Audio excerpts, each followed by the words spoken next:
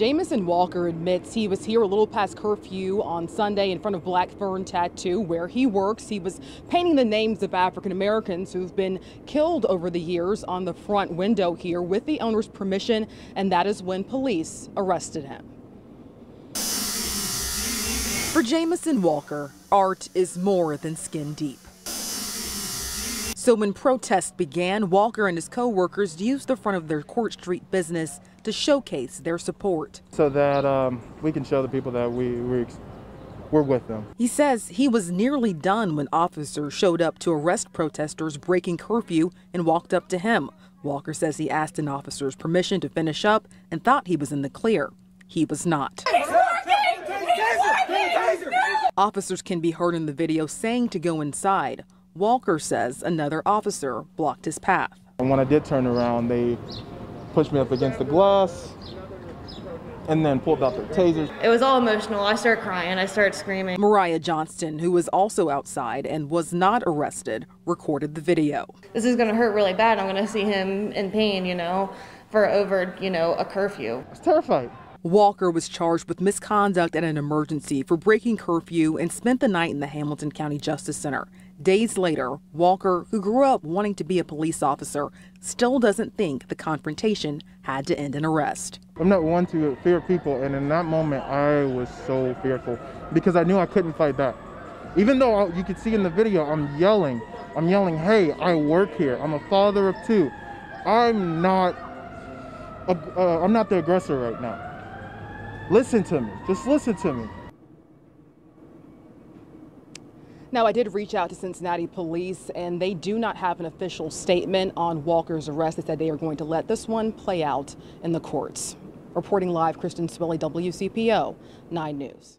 The email came from a man listed online as a coach emeritus at Morehead State. He's known for leading the women's bowling team to multiple national championships. Now officials have asked him to stop volunteering with the team. My average is like 175. I've been bowling since I was 7 years old. It didn't take long for Michaela Adams to find her own lane. Different leagues. I was actually sponsored like last summer. Her next stop, the collegiate level and possible scholarship money. Well, everybody used to tell me like, oh my gosh, her form is so good. So she was open to the idea of moving away from home to pursue her passion. But an email she and her mom got from someone in the program, someone who's never met them, made her wonder if Morehead State was open to her. I was just shocked. I was very disgusted, wait, am I really reading this?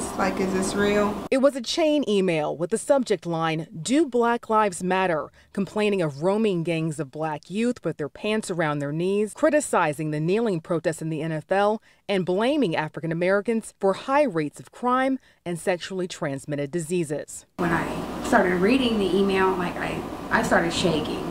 I was so okay, are you seriously sending this to my African-American daughter? Watson says she sent this email to Morehead State officials Tuesday, June 16th, but never heard back.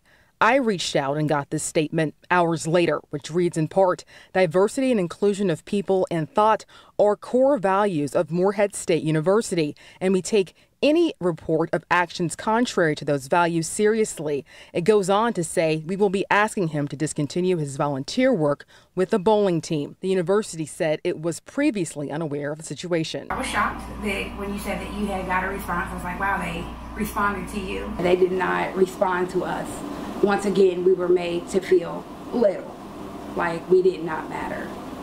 And what was going on did not matter until you, a reporter, then it mattered to them. While the man who sent that email has been asked to walk away and has texted an apology, Michaela doesn't feel comfortable. It could be other people still like him. It could be people that is still looking at me different and just because my skin color. Morehead State is encouraging Michaela's family to connect with its chief diversity officer. Michaela will make a choice on schools in the next couple of days. We've got politicians in there. We've got entrepreneurs in there. We've got a lot of firsts in there. And now those history makers are one step closer to having their final resting place transformed. This was something that we know for a fact will help us keep the dignity in that cemetery. Union Baptist now has $400,000 in the next 3 years to begin breathing new life into this historic cemetery. They'll use that money to renovate the building, fix the fence, and return toppled headstones to their former glory. I think everybody on our team screamed. I think maybe 2 or 3 days later we called each other and said, "I'm still screaming." We first brought you Union Baptist's story in August of 2019, shortly after the cemetery was vandalized.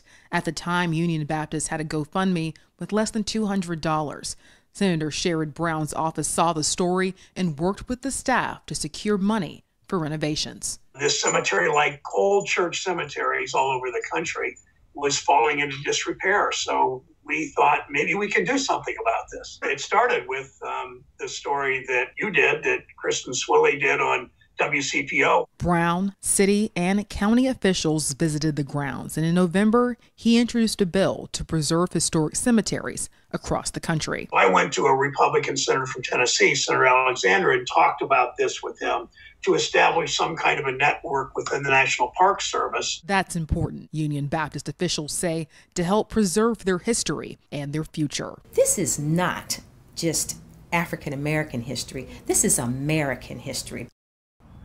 Jared Ward grew up in Avondale, and he's the founder of Baller Sports Group. It's a program designed to give kids a better shot at life. Family on three, family on three. 1, 2, 3. Job. On this court, it's about a lot more than running up the score. I played hard. All right, everybody listened to what was going on. I can't be more happy. The players will tell you that's because the biggest wins come courtesy of the coach. I mean, he a good person. He'll teach you some stuff, and he's just a good man in general. Everything that so far that I see him, everything he say positive. He never in a bad mood, nothing of that. Jared Ward is from Avondale, where he says not everyone gets a fair shot. He spoke to us in the neighborhood where he grew up, a place he's now trying to help. Here, a lot of our kids grow up early. They're left to be babysitters. They're left to be fathers. They're left to be mothers. And it's hard for them to actually be kids. Ward knows his life, like many here, could have pivoted or even been cut short. The fact that I have 2 older brothers who never made it past the age of 21.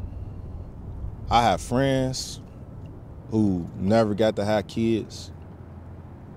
I know girls who die young. He says he's here today because of mentors he met at a local Boys and Girls Club. So me knowing that and knowing that it's a shortage, I spread myself thin and I make sure that I'm able to touch every single kid that comes around. That's where the game comes in.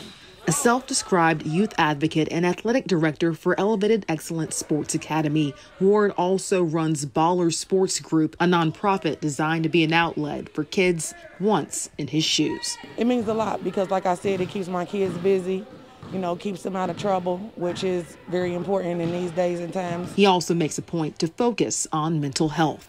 That kids can talk to people, kids can go to their coach, kids can go to a therapist, or they can go to anyone that they respect to be able to vent and receive that different type of love that only certain people can give. Because on this court, Ward believes every player can make it with the right fans cheering them on. That's what keeps me going, to know that any day could be that day. But for the kids around here to know that I have a voice, I've been them. I've been down in the dumps. I didn't have anywhere to go. I've been that person who got in trouble in the police car on the way to the district. I've been that person. But I also know that it's a better way. With Andrea Carter, Kristen Swilley, WCPO 9 News.